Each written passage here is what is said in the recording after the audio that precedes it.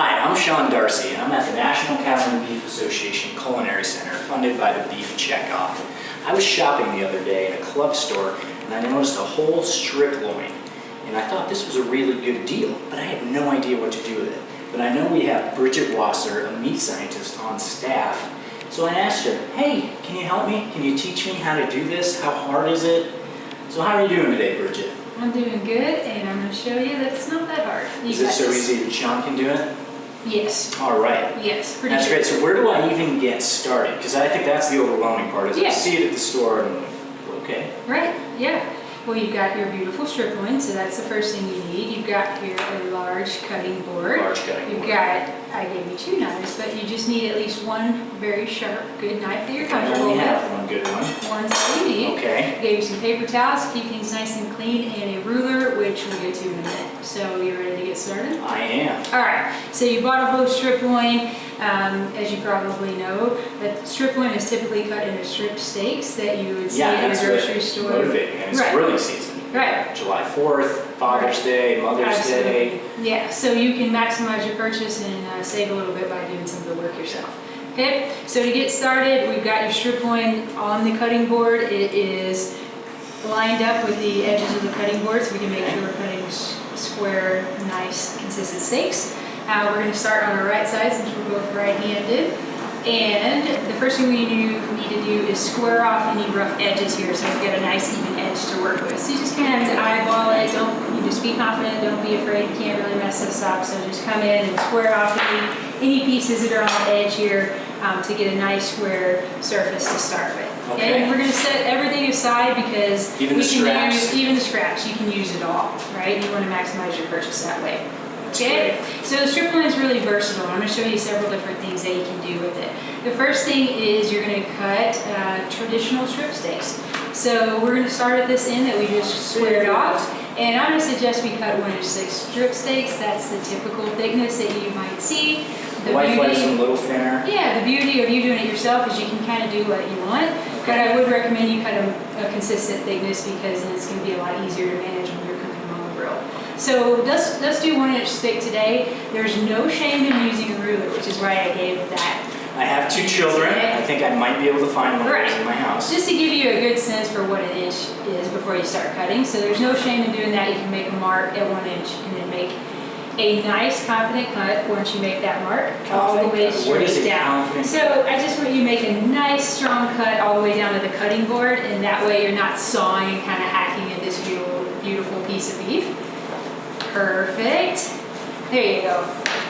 All right, that is your first strip steak that you cut. I'm kind of shaking your cutting board. I know. Beautiful. What I did. Yes. So let's do a second one at 1-inch thick. So just same concept, nice straight cut, 1-inch thick. So now we've got 2 1-inch thick strip steaks. We'll need to do some trimming to these, but I suggest we move everything we cut off to the side and we can come back and trim them. Is it easier to do that at the end or with the whole? Yeah, I think it's it's efficient and easy to do all your trimming at one time.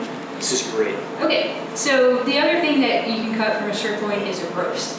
So a roast for beef is just thicker than a steak, right? So we cut those at 1-inch thick. So let's do a strip loin roast that's 2 to 3 inches thick.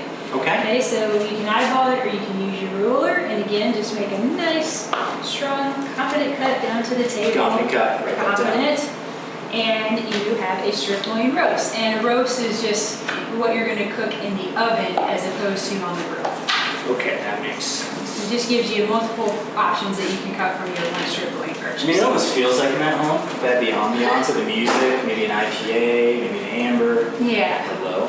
But we're at work, so probably just stick to the beef. All right. Okay, so with what's left, I wanted to show you one other fun thing that you can do with the strip loin.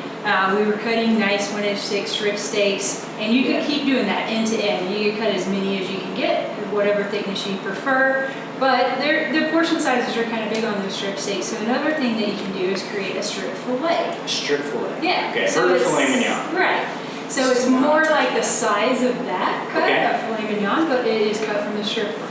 Okay, and it's pretty easy to do. So we're going to split what's left of the strip loin here lengthwise. So we're going to split it in half lengthwise. So the easy way to do that is to go on both sides and eyeball halfway through both sides and make yourself a little notch. And then when you make this confident cut, to split this in half Here we go. lengthwise, you just join your two notches together. And then you know you're gonna create even halves. Okay, so each of these halves could be a roast in its own right, so a strip loin roast. Beautiful, great. You get the hang of this. I know. But I wanted to show you the fillets. Keep your cutting board, keep your station clean. So we're gonna cut 1-inch thick fillets from one of these halves, just to show you how to do that. So again, you start with squaring that piece up on your cutting board and cutting nice 1-inch thick portions. And I could do that this whole week. While I'm doing that, I'll just say that, again, the reason you do this is to get smaller portions, and then you can come back and trim these up later. And maybe if you're having a party, you want to maximize and get as many steaks, or maybe you're feeding your kids, or whatever the case may be. So it just gives you another way to just really utilize this strip steak. Now, in the unlikely event that I'm not having a party, Sure. and I'm not going to use the whole thing, Sure. what should I do with it? Like, how long will it last in the fridge? Well, if you're gonna cook this in the next couple days, next 2 to 3 days, you can just wrap it and leave it in the refrigerator. If you're gonna do this past that date, you need to wrap it and put it in the freezer. Okay, that makes sense. So while you're doing that, I'm gonna show you how to trim any of the things that we've cut. So this is one of those strip fillets, and I'm just gonna trim the external fat. And this one's pretty fat, so there's quite a bit of fat trim. And I just come in and I square off as much or as little of that fat as I want. I can also remove that after cooking. So that trim level is really up to you since you bought the strip loin. Yeah, customization. So yours look beautiful, and just to recap for our viewers, we're gonna pan out to a finished board we have of a strip loin that I cut earlier with the strip steaks, the roast, the fillets, and I also use the leftover pieces to create kebabs that you see there, as well as pieces for stir fry. And again, that's just to maximize every piece of the strip loin that you bought. We also have a ribeye there, because you could do the same scenario with a ribeye if you're a ribeye fan. And if you are ever stuck at the store or when you're cooking at home, remember to ask Chuck Knows Beef for help. Thank you, Bridget. On behalf of the Beef Farmers and Ranchers and the National Cattlemen's Beef Association, funded by the Beef Checkoff, thank you for joining us today, and we look forward to having you join us in future sessions here at the Facebook Live session.